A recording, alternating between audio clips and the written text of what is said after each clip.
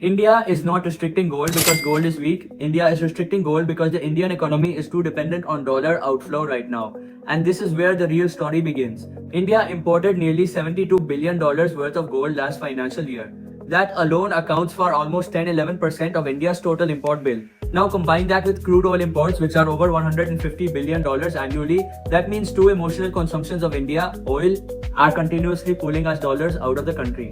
And when a country loses too many dollars externally, three dangerous things start happening. 1. The rupee weakens against the dollar. 2.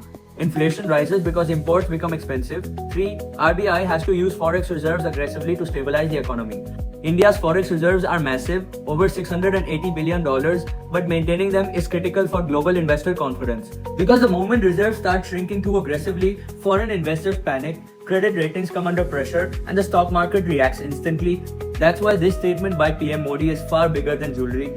This is actually about current account deficit control, reserve protection, inflation management, and rupee stabilization. Now understand this carefully. India alone contributes around 23-25% of global jewelry demand. Nearly 9% of total global gold consumption, remains one of the largest physical gold holders in the world through households.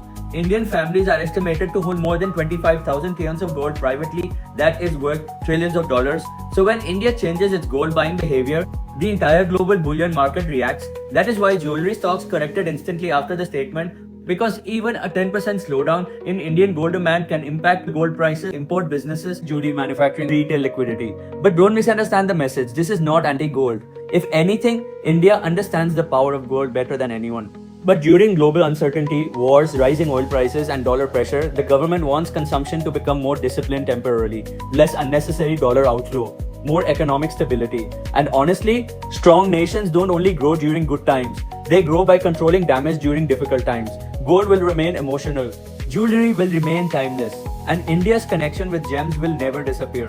This is not the end of the jewelry market. This is economic risk management in real time.